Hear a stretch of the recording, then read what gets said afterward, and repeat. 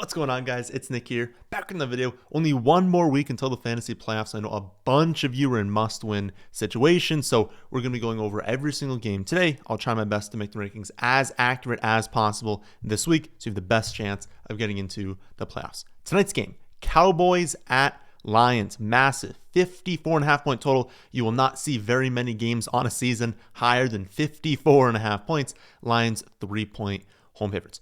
For the Cowboys, as has been the case for a while, you're starting their studs in every matchup, especially when that matchup is in a dome game. They don't get the home matchup, but in a dome, second best that it can be. You don't love Dallas when they're outdoors on the road.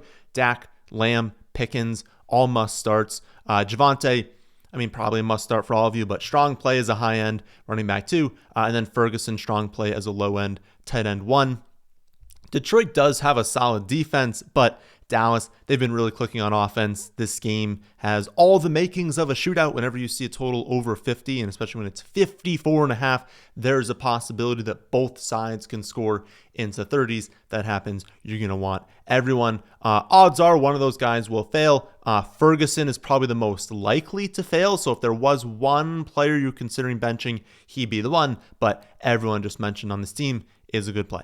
On the Lions side, everything comes down to Amon-Ra St. Brown. He probably shouldn't play from like an injury and a long-term perspective, but this is a huge game for Detroit, and so he might have to play. They still only have like roughly a 50-50 chance to make the playoffs even if they win. They drop to like 12 or 15%, depending on the model you look at, if they lose. So a huge game for Detroit.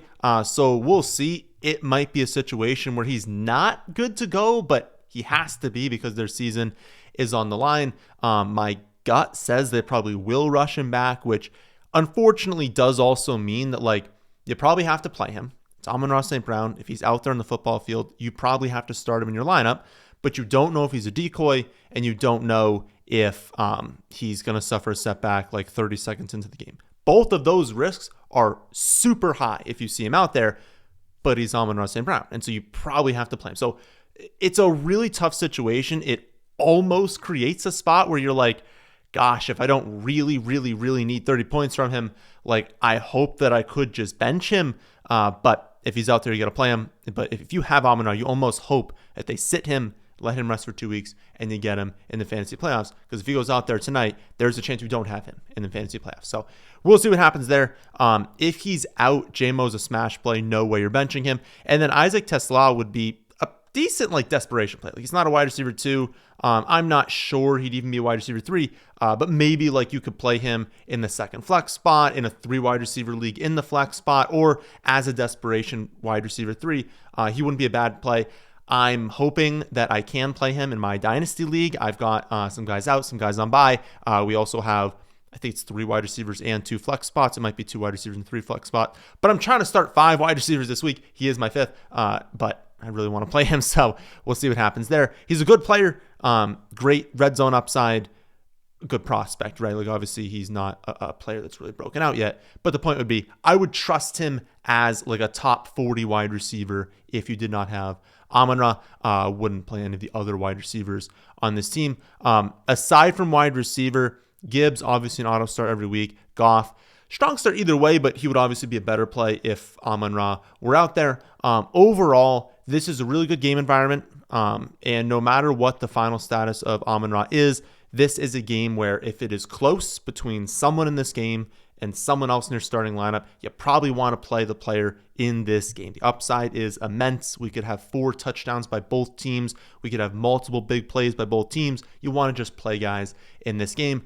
And that also translates to like Monty. If you need Monty as a low-end running back 2, totally fine with that. Probably needs a touchdown, but so does most low-end running back 2s. On to the Sunday games. We'll start off with Steelers at Ravens, another huge game. I will say there are a ton of huge games, like games that are basically playoff games this weekend. This is another one, Steelers, Ravens, huge implications obviously for that division. 42.5 point total. Ravens are 6-point home favorites right now. For the Steelers, yes, Baltimore is a defense that we can attack, but Pittsburgh's projected to score less than 19 points. They haven't exactly looked amazing on offense really this season, but definitely as of late. Aaron Rodgers has thrown for less than 250 yards in every single game this season. He's fell below 162 yards in 3 consecutive games. He can't push the ball downfield. Like a record-setting amount of his passing yards are coming after the catch. It is basically throw a screen pass, throw a slant route, hope that they can do everything after the catch. You can't trust the tight ends. He's using the tight ends a ton, but you can't really trust any one of them. Metcalf is only a wide receiver 3 this weekend. The running backs are more appealing. It was also nice seeing Jaylen Warren's snaps and opportunities jump. The shares of both those jump this last week. But overall, Warren's still just kind of like a mid to low end running back 2. Gainwell is more so running back 3. There's really no amazing plays on the Pittsburgh side, especially with the Ravens defense getting a little bit healthier. But if you had to play Metcalf, you had to play Warren. Neither one of those two are bad plays. Just don't expect a great game. Relatively low odds they hit for ceiling here.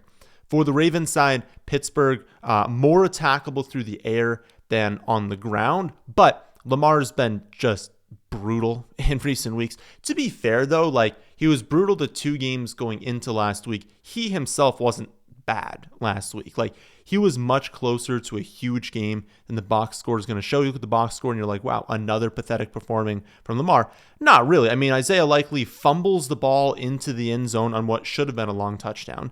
You get Zay Flowers catching a long touchdown, but then a questionable OPI call. It probably was OPI, but also like most of the time that's not being called. There was also 2 shot plays downfield to Devontae Walker, one of which was just a bad adjustment by Walker. Maybe not a touchdown, but should have been at least a huge gain there. So I get being frustrated with Lamar, but he was very close to having like 300 passing yards, multiple passing touchdowns. He could have had 325 and 2. And if he had 325 and 2, you wouldn't be as concerned right now. And he was like inches away from having that. So I get being frustrated. Right now, I'm not projecting him like where he used to be, but he's still coming in as the quarterback 9. If you've got like another top 5 quarterback, go with then.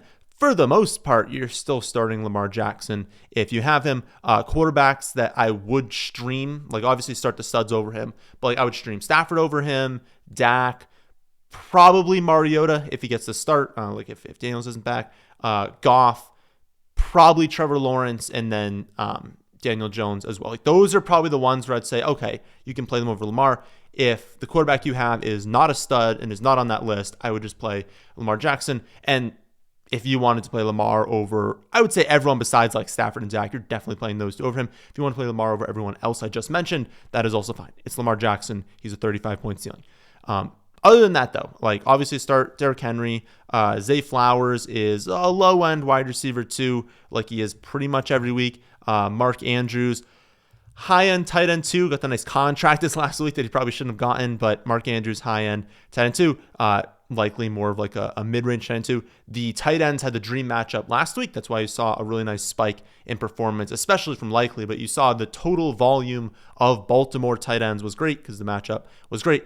Still a good matchup this week, but not as good, so you're going to need a touchdown from them. But that is the case. I bring this up all the time. That is the case for every single tight end outside the top like 9, 8. Like if you don't have a top 7 or 8 tight end, you are just praying for a touchdown. If they don't score a touchdown, they're going to have similar production to like 15 other tight ends. It really comes down to touchdowns, and it's not something you can totally predict, but on Baltimore, they have a good chance of scoring them. Next up, we've got Seahawks at Falcons, 44.5-point total. Seahawks are 7-point road favorites. For the Seahawks, JSN coming off a dud, but Seattle knew they were going to win that game. Even if they played ultra conservatively like they did, they were going to win. So it's not shocking to see the passing numbers down when you're playing an elite defense on the other side and you're like, if we just run the ball every play, we're going to win by multiple scores, because they just obviously didn't respect Max Brosmer on the other side. The Falcons are likely to put up more of a fight than the Vikings did last weekend, so it's a nice bounce back spot for JSN. Obviously, play him, but he is the only Seattle wide receiver you can trust. Games like that also need to remind us how low the floor is of Sam Darnold. Sam Darnold can have these high-end efficiency days where he only throws the ball like 20 times, but he ends up throwing for like 250 and 3 touchdowns. but he's also not going to run the ball at all. And so when we get into spots where he doesn't throw for 2 touchdowns and he doesn't have high end volume, he can also have something like last week where it's like less than 200 passing, no touchdowns, and you're like, what the heck? Like, how did this occur? Yeah, there's a lot of variance for Sam Darnold, and especially when the efficiency is not there. It was also a pretty annoying game if you have Ken Walker, as has been most games this season, but he gained 74 yards on 16 touches through 3 quarters, setting up for a really nice day, then doesn't play in the 4th quarter of the blowout. Through that point, so again, through 3 quarters, 16 touches, 74 yards for Ken Walker, 8 carries, 26 yards for Charbonnet. And I don't think Charbonnet had a target, so 8 carries, 8 touches, whatever you want to say, for Charbonnet. Doesn't do anything. But then it's a blowout, and so Charbonnet gets to run in the 4th quarter, gains 26 yards and a touchdown on 6 carries.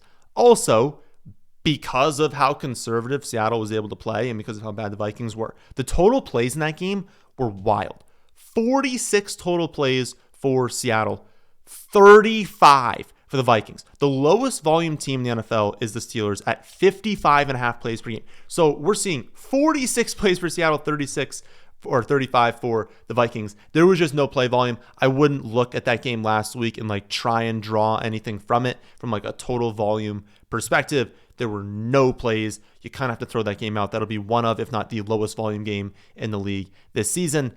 All of this is basically to say, don't worry about JSN. Keep starting him. Don't worry too much about Ken Walker. If they run more than 46 plays, he was on pace for over 20 touches. Again, didn't play the 4th quarter. He's a high-end running back too in this spot. Barner, you could stream him as like a mid-range tight end too. Sam Darnold also a streaming option as a mid to high-end quarterback too. It's really just going to be touchdowns for those two. Sharbs, touchdown or bust, running back 3. You're hoping for a blowout for him, and then you're just benching everyone else. On the Falcons side, my guess is that Drake London misses another week, but if he does return, play him. I would be very surprised. Like, that's not an Amon-Ra situation where like Amon-Ra might return but like not be healthy. I don't think they're going to bring Drake London back until he's good to go. So if London returns, you should be able to trust that he's not 100%, but he's good enough to trust in your starting lineup. If he's out, pretty brutal spot for the Falcons. Only play I'd like is Bijan as a running back 1. Maybe Pitts as more of like a mid-range tight end 1. Tight end's kind of a wasteland right now besides the very top end. He's getting decent volume with Cousins at quarterback. It's Pitts. He could go out there and have 2 catches for 10 yards, and you're like, oh yeah, we don't play Kyle Pitts. But again, the target share has been better with Cousins at quarterback. Plus, tight ends have the best matchup against the Seahawks. So if London is out, you can maybe trust him. If London plays, I probably would not play Kyle Pitts.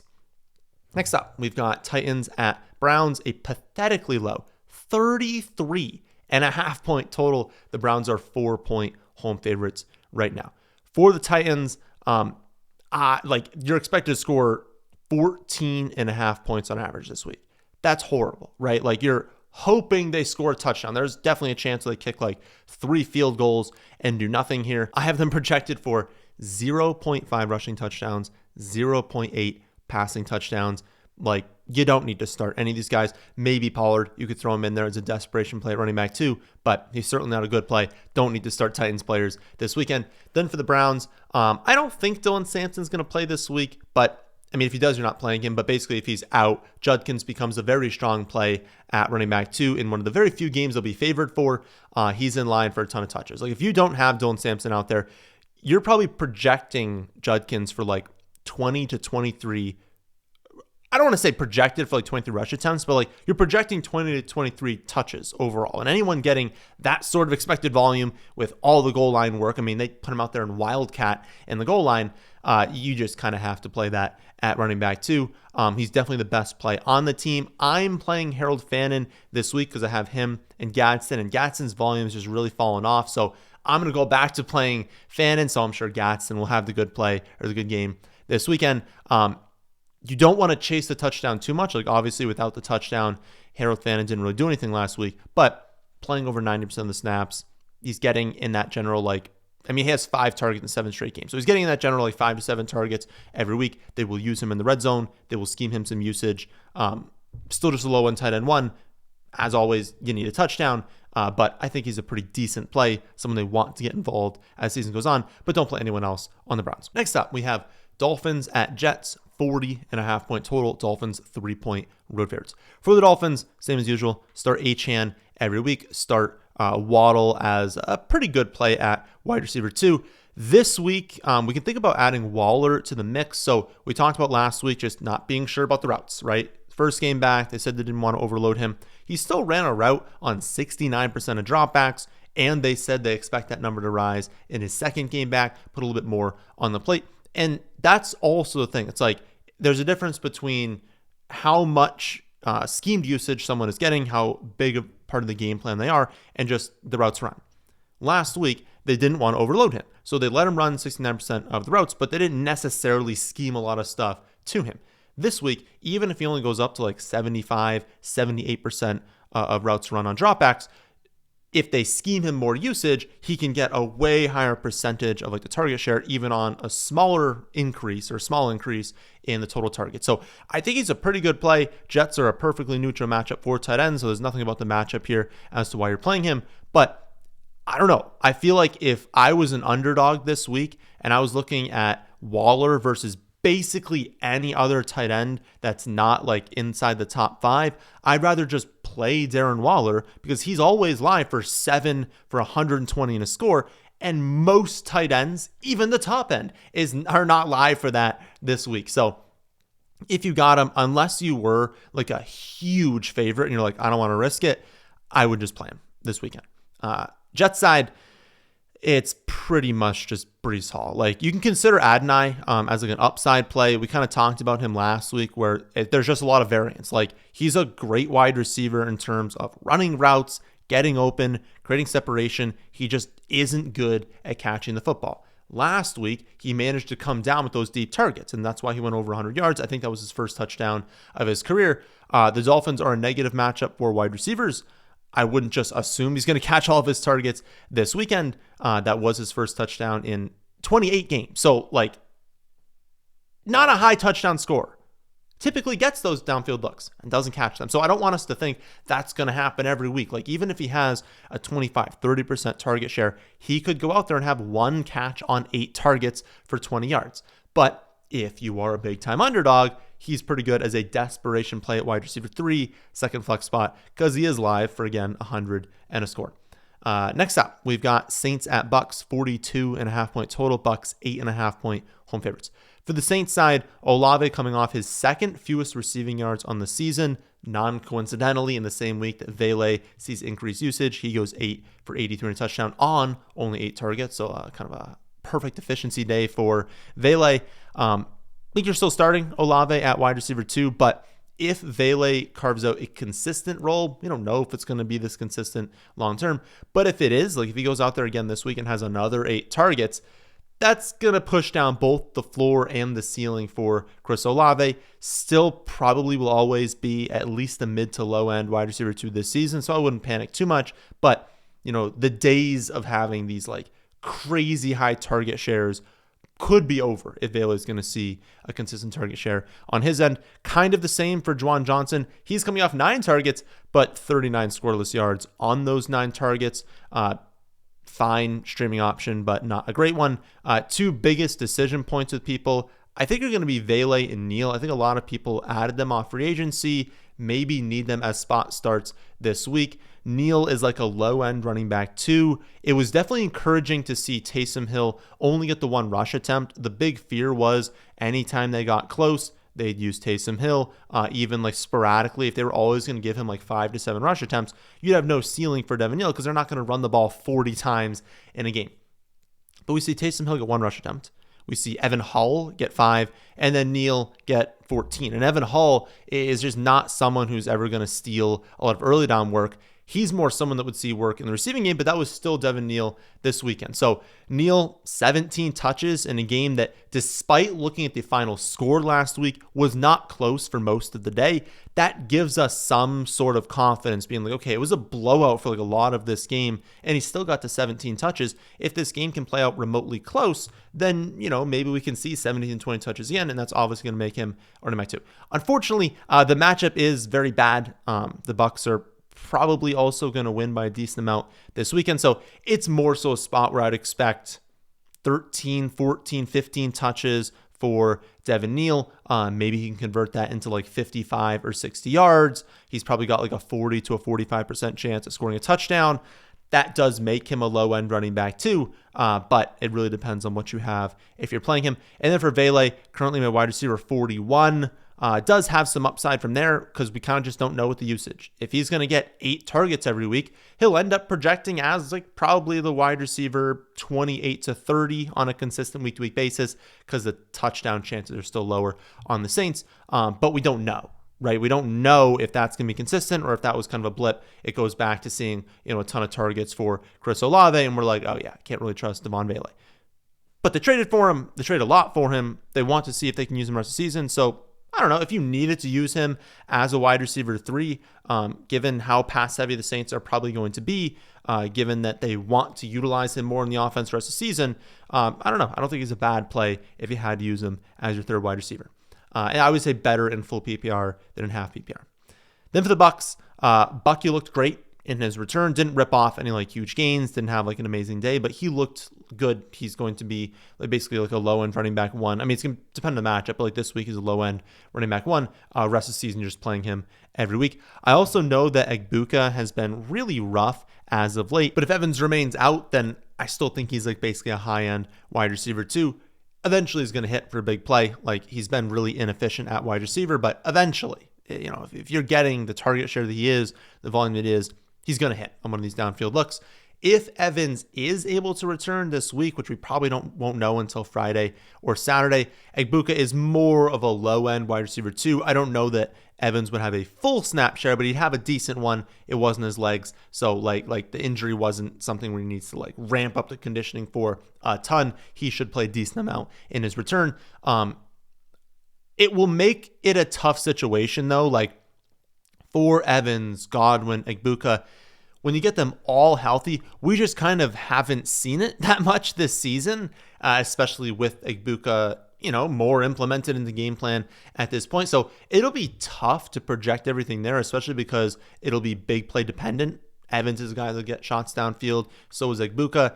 And sometimes you just don't know exactly which one of those are going to connect. But if Evans is back, I still think you're playing both Egbuka and Mike Evans. I would say Godwin's probably pushed off a little bit, but we'll basically learn a lot in the first start back, and it would make Baker a much better play. So like if you had Evans, Egbuka, and Godwin all out there, Baker would be a pretty solid streaming option. If you didn't have Evans, Baker probably going to project more in that quarterback like 12 to 16 range. But again, there's so many moving parts here. Just look at the projections later in the week. But if Evans returns, I think you can play him in the flex spot. Next up, we've got a game with a lot of playoff implications. Again, Colts at Jaguars, 47.5 point total. Colts 1.5 point road favorites. For the Colts, Daniel Jones put up a very respectable stat line last week. Like he was playing, the best, inarguably top 3, but probably the best pass defense in the NFL with a fractured leg. Like everything was going against Daniel Jones last week. Still played pretty well overall. I think it was like 200 yards and 2 touchdowns. The tough part with playing him is that normally it's like sometimes maybe he scores a rushing touchdown. Maybe he goes off for like 40 or 50 rushing yards. Probably not going to get either one of those this weekend. They're not going to call a quarterback sneak with him. They're not going to have him scrambling. So you kind of limit that sort of upside. And now he has to do everything in the passing game, which is still a lot to ask from him. Not the end of the world. It just makes him more of like a high-end quarterback 2 than the potential like mid-range quarterback 1 he would be in this spot if you're fully healthy. It also somewhat limits the pass catchers, just knowing he's more limited, knowing he's not able to like scramble outside the pocket and hit a big plays doing that right now. And especially if the Colts did pull out to any sort of lead, you would expect them to lean very run heavy. Like if they get out to a 4, 7, 10 point lead, you wouldn't think that they would want to drop back at a high rate. You'd think they want to lean on JT if possible this weekend. So I would say Jonathan Taylor, Tyler Warren, both must starts. I'd say Pittman and Alec Pierce are like very low end wide receiver 2s, probably best played at wide receiver 3 or in the flex spot.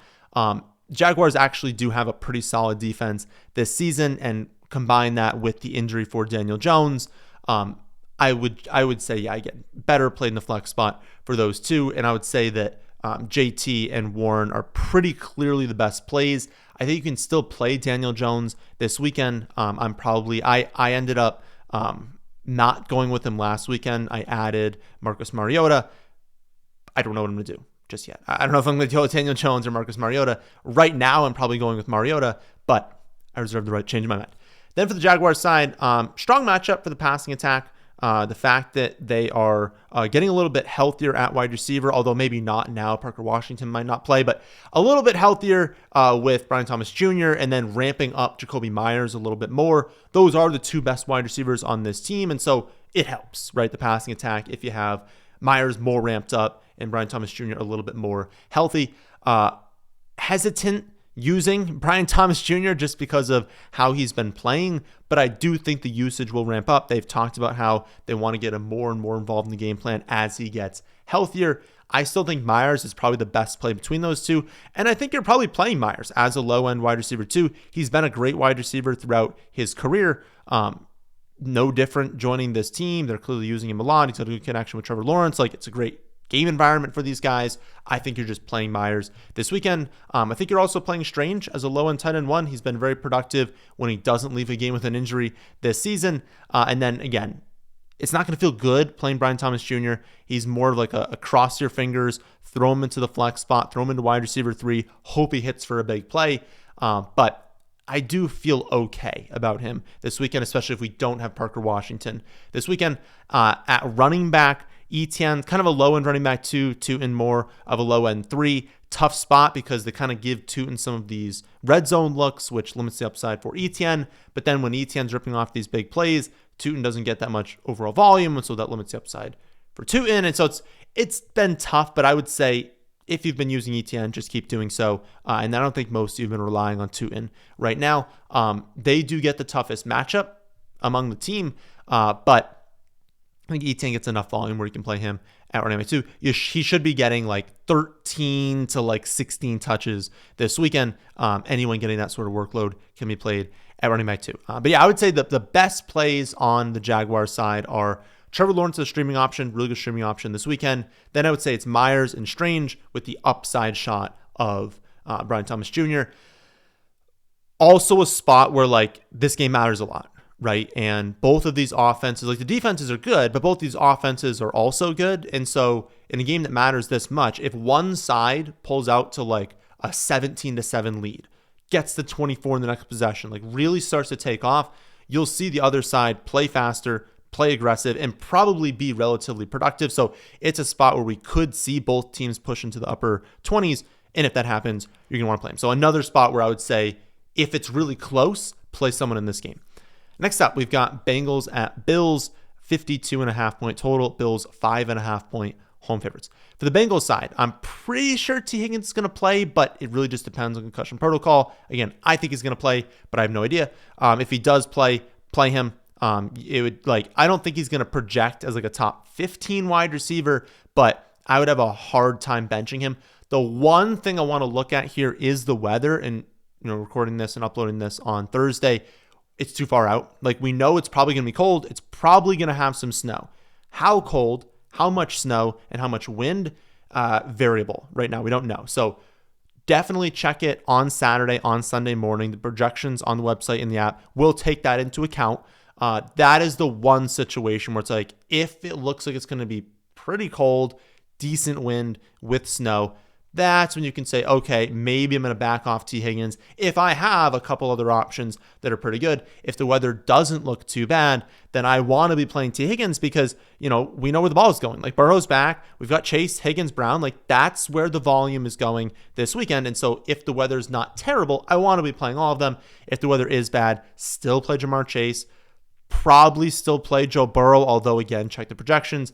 And then play Chase Brown. But T. Higgins would be the one that would fall off a little bit if the weather was poor. On the Bills side, it won't matter. Like, regardless of the weather, play Josh Allen, play James Cook, and probably don't play anyone else. The one question mark is Dalton Kincaid. Amazing matchup for him. The Bengals are the number one matchup for tight ends. Every tight end is just wide open against them. If Kincaid returned, even if you had bad weather, I would want to be playing him this weekend. But if we don't see Kincaid back, because he is battling like multiple injuries at this point, I think it's the knee and the hamstring. Maybe you could stream Knox. You're probably just praying for a touchdown at that spot. But if you had a desperation play you needed, definitely Dawson Knox as a mid-range 10-2. But for the most part, it's spread around too much. Terrible matchup for wide receivers as well. So I'd only play James Cook and Allen, and then maybe one of the tight ends. Final 1 o'clock game is going to be Commanders at Vikings, 42-point total. Vikings currently 2-point home favorites. That's going to depend on the status of Jayden Daniels. If Daniels plays, I would imagine that they would jump to probably like 3 to 4 point road favorites, but we'll see what happens. For the Commanders, they also should be getting Noah Brown back. I don't think it's confirmed, but I'm pretty confident he's going to return. Likely not going to make a huge difference, but it helps the passing attack. Like he's still, unfortunately, the third best wide receiver on this team. I was really hoping Jalen Lane would kind of put it together with all these injuries, but he has not done so. So it's good for the offense getting Noah Brown back, sustains drives a little bit better. But the wide receiver room also just getting healthy is a good thing, right? Like Terry McLaurin's missed most of the season, Noah Brown's missed most of the season, and so it's had to be Debo's the one, which he's not, and then Jalen Lane like forced to kind of be thrust into a role that he's just not ready for at this point. So the fact that they're all ready makes Mariota, I alluded to this before, makes Mariota a pretty good streaming option. It's not like it's a good matchup, right? Like the Vikings are a great defense. You're on the road. You're currently underdogs. But Marcus Mariota would be viable because he's playing pretty well. He has the rushing upside. And if you've got a healthy wide receiver room, looking pretty good. Also, Terry McLaurin, best volume in the NFL last week. So even a tough matchup, you're playing him at wide receiver 2, regardless of who the quarterback is. And then you could honestly stream Ertz. He had great volume last week. Obviously, that's an overtime game. That's a game where we had elevated pass attempts for the Commander side. But Ertz is just viable as a streaming option right now as a high-end tight end too. Also because when you play the Vikings, targets typically get funneled a little bit away from wide receivers, and that goes to the tight ends. At running back, probably not playing any of them. Rodriguez is pretty clearly lead back right now, but it's a 3 running back committee with a hypermobile quarterback. You're for sure going to need a touchdown. Chris Rodriguez is going to have, at most, if he's lucky, 1 target, and so it's really tough to trust any of these guys. You'd hope that they go to 1 running back for the ground, 1 running back to the air, but if it's effectively a 4 running back committee, you can't play him. But hold on to him because next week it's the Giants, and you'll definitely play him at running back 2 next week. But yeah, a lot depends on the quarterback here, and especially for the other side. Everyone's better if Jayden Daniels is the quarterback, but I would just say start the starting quarterback. If Daniels is out there, play him. If Mariota's out there, play him. Whoever starting quarterback is a good option. Then for the Vikings side, McCarthy should be back this week, which is an upgrade over Max Brosmer, but is still not ideal for the skill players. The main news we're watching here is Aaron Jones. If he's out, Jordan Mason's going to be a pretty strong play at running back. You'd play him at running back 2. If Aaron Jones plays, which seems the most likely because he's only day-to-day, I don't know. I think he's going to end up playing this week. It's a strong matchup against a fairly mediocre Commanders run defense, but you'd expect him to be somewhat limited, and there's always a risk of a setback here. So overall, if you have Aaron Jones playing, it's probably just Justin Jefferson. Like you could play Aaron Jones as a low end 2. You could play Addison as a wide receiver 3. You could play Hawkinson as kind of a low end tight end 2, but I would not stream McCarthy. You don't have to play any of those guys, and it would really only be Justin Jefferson as players that I would actually trust to any degree. 4 o'clock games kick off with Broncos at Raiders, 40.5 point total. Broncos are 7.5 point road favorites. For the Broncos, it's a solid matchup. The Raiders have pretty much a league average defense, but their offense has been so bad that Denver should be able to score into the mid-20s.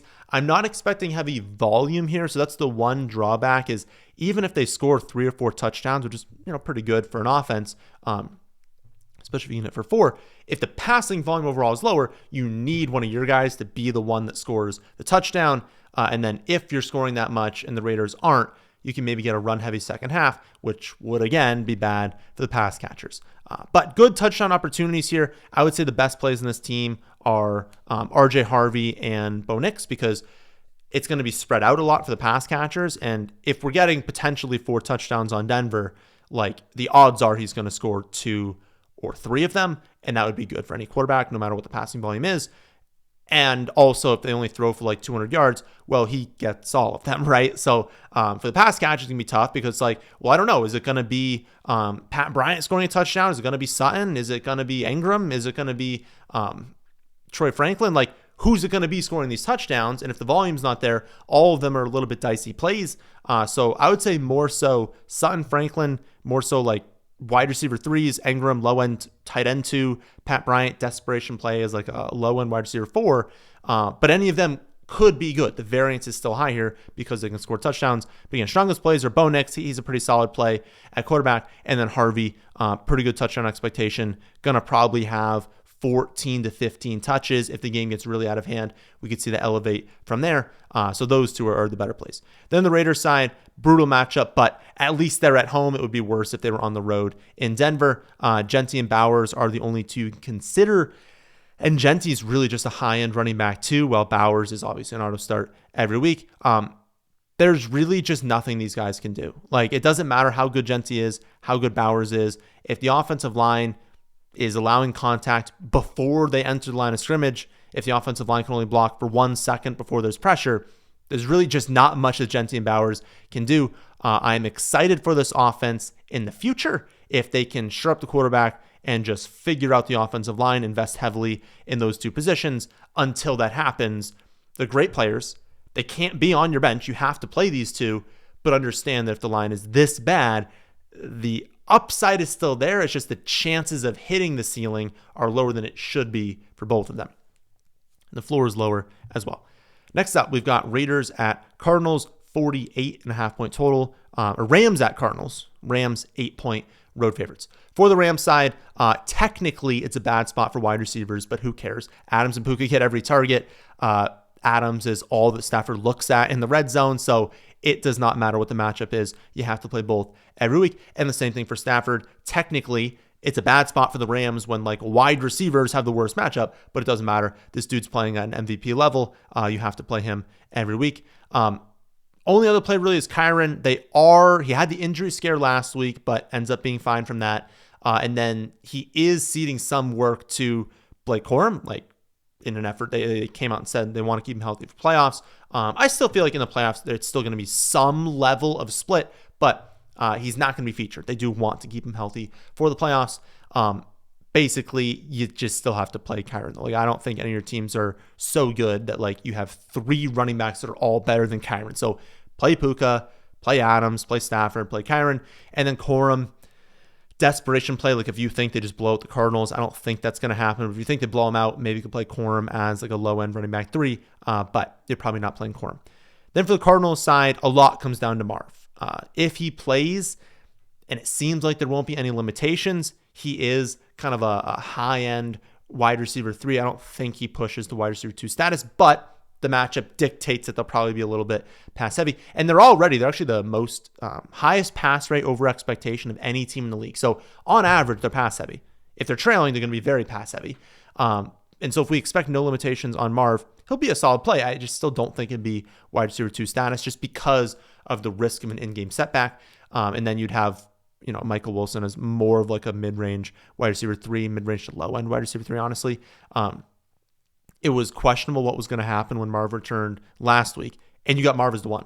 Like, Michael Wilson did not start seeing targets until Marv was out of the game in the fourth quarter. That's when he started to rack some up. They were clearly using Marv as their top wide receiver, and he was having a really good game before he suffers another injury. If Marv is out, though, you have to play Michael Wilson as a very strong play at wide receiver 2 because the target share would be immense. So you'd play them. McBride, you're starting him either way. Obviously, he's a stronger play if Marv is out. And then I'm pretty worried about Trey Benson. Like, honestly, I don't know if he's going to play rest of season. He clearly suffered a setback, and if they don't activate him before the 21-day activation period is up, then it's over, right? He can't play rest of season. So I don't know if he's going to play rest of season. I think he's still got to keep stashing him because if he played, he's clearly the best running back on this team, and it'll be a start every week. But we don't know what's going to happen. It kind of seems like he's not going to play again this week. For the rest of the running backs, I don't really want to play any of them. Like, you are clearly underdogs in this game. You're probably going to lean very pass heavy. The workload's being split to some degree. You could play Bam Knight as a running back 3, but I would not expect a lot from him. I would really just keep rolling with Brissett if you have him, and then start the starting wide receiver between Marv and Michael Wilson, and then play McBride. I really just wouldn't want to touch the running backs on this side. Final 4 o'clock game is going to be Bears at Packers. 44.5 point total. Packers are 6.5 point home favorites. For the Bears, not a great spot. You're on the road. You are touchdown underdogs. You're playing a really solid Packers defense and probably going to be low play volume in this game. So Chicago, when possible, wants to lean run heavy. They want to utilize these running backs. They have a negative pass rate over expectation in 3 of the last 4 weeks. When things go their way, they run it. And teams have already been attacking Green Bay more on the ground than through the air because that's just the easiest way to go against them. So we should expect a lot of rush attempts on the Chicago side. And if you have limited passing volume against a really good defense, and you've already been not that efficient through the air in general, it's not great for the passing attack. So I would say Swift is a low-end running back 2. Monangai is a running back 3 that could honestly be played as a low-end running back 2. But then all of Odunze, Burden, DJ Moore, more so wide receiver 3s this weekend. Loveland, mid-range tight end 2. Caleb Williams, not the best play as a mid-range quarterback 2. I just don't have a good feeling about the passing attack this weekend. Everyone I mentioned there is definitely playable. And like if you had to play Odunze, Moore, Burden, I don't think they're bad plays. If you had to play Loveland at tight end, I mean, again, he's in the same range of where all the tight ends are just playing for a touchdown, but the best plays here are the running backs, and with the split and the potentially lower volume, they're not even that amazing of plays. Similar-ish story on the Green Bay side. It's just that we don't know if it's that full extent. If you didn't have Golden returning, you didn't have Jaden Reed returning, it'll be a spot like last week, worse than last week, but a spot like last week where it's like, oh my goodness, now all these wide receiver targets have freed up and all these guys are good plays. But I think Golden is going to return, and I think Reed might return as well. And now if all 5 wide receivers are running a lot of routes, now it becomes a lot more difficult to project good volume here because, again, this game as a total is just going to have fewer plays overall. So Jacobs is a must start. I think Love is totally fine to stream because you don't care if it's spread out a lot. Like he's just going to get like all that usage there. But behind those two, Watson is a pretty good play as a wide receiver 2, even if we get the return from these other guys. But I'd probably only play Wicks. I would definitely only play Wicks. And I'd probably only play Dobbs if you get both Golden and Reed out. But I'm a little bit fearful that we're going to get both of them playing. So check the projections. But it might only be Christian Watson as a play on that side. Sunday night game, or obviously for the passing attack. Sunday night game is going to be a massive one. I mean, this is a playoff game. Like you've got Texans at Chiefs, 42 point total Chiefs, 3.5 point home favorites. On the Kansas City side, they have a 50-50 chance of the playoffs if they win. If they lose, it drops to like 10 or 11%. So huge game for them. But it's also huge for the Texans because if they win, they jump to like a 90% chance of playoffs. That's obviously fantastic. Drop to closer to like 55 or 60% if they lose. So absolutely huge game. Both teams going to be pulling out all the stops, all the trick plays, all their best plays. They're going to be emptying the bag because this is a must win for both teams. For the Texans, the only play I have confidence in is Nico Collins. He's been fantastic this season, well healthy. And while the matchup is brutal, like you just have to play him every week. Schultz right now is projecting as a low-end tight end 1. Feels very much like a floor play, like someone who, if you were a favorite, you want to play him because he's going to have like 3 or 4 receptions. I doubt he hits for a big game, but he's probably not going to bust. So play those two. Maybe play Woody Marks as like a low-end running back 2. I just hate how they refuse to throw him the ball. Like, he's a great pass catcher, but he has exactly 1 target in 3 consecutive games. He has 5 total receiving yards over the last 3 weeks combined. That is absolutely crazy. I don't know what Houston is doing, not throwing him the ball, but the rush attempts have at least been there. So while it's a bad spot for him, I don't want to play him. You can play him as a running back too. And then Jaden Higgins isn't like the worst play in the world, but he's very much a desperation play at wide receiver 3. I don't think you need to go there this weekend. Then on the Chiefs side, Kansas City, they're 3.5 point home favorites, but they're still only projected to score 22.5 points. Like, that is probably the lowest expectation they've had as a home favorite since Mahomes has been the quarterback. So that should tell you a lot, obviously, about how good this Texans defense is. Texans definitely the best defense in the league for against wide receivers. And so you really don't want to go into the ancillary guys. Play Rashee Rice because he's getting 1 million targets and a ton of usage in the red zone, even though he always gets tackled on those screen targets in the red zone. Getting this much usage, you can't bench him. So play him. I think Kelsey's a must start as well. He always gets up for these games. It'll tilt passing a little bit towards him if all the wide receivers are getting shut down. But in these sort of spots, basically a playoff game at home, I trust Mahomes, I trust Kelsey, I trust Rice. I don't know that I trust anyone else. You could play Hunt as a kind of very low end running back 2. You could play Worthy as a desperation play if you really need him to hit for a big play. But the only ones I feel good about are Rice, Mahomes, and Kelsey. Final game of the week, Monday Night Football, Eagles at Chargers, 40.5 point total. Eagles 3-point road favorites. For the Eagles, sort of depends on the status of Justin Herbert. If Justin Herbert cannot play this weekend, you're going to see the Eagles play very conservatively, limit their shot plays downfield, run the ball at a super high rate, and just basically know that Trey Lance can't beat them as long as they don't make big mistakes. If Herbert does play, then we're going to see them take some shot plays, lean a little bit more pass heavy, because Herbert can definitely beat them. And I would say if Herbert was confirmed the starter, you'd almost expect the Chargers to be favorites in this spot. So that definitely depends.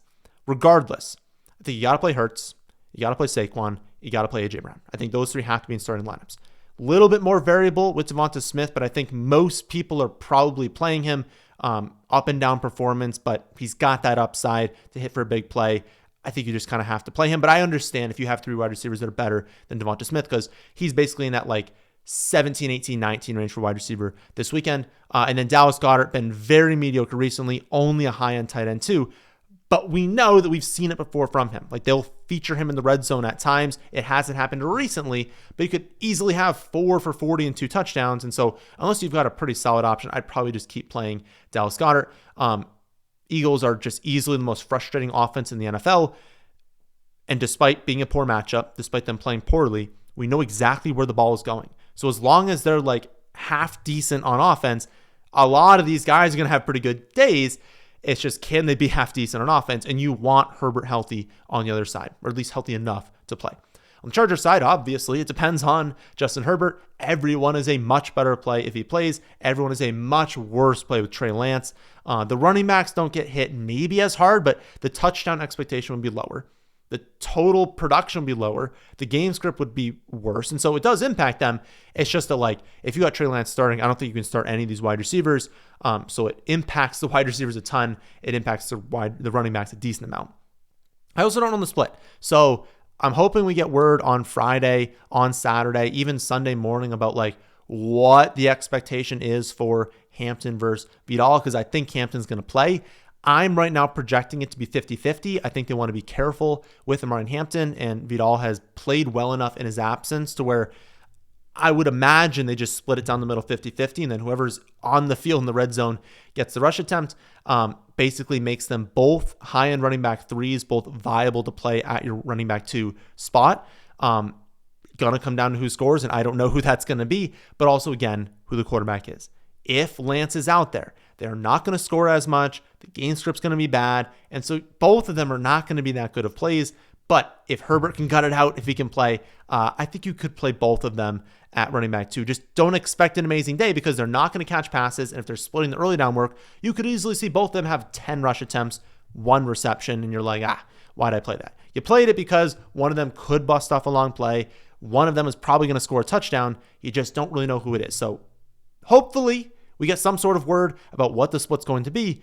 But I'm not overly optimistic they're going to tell us that. Oftentimes this coaching staff speaks in riddles and just does not tell us anything.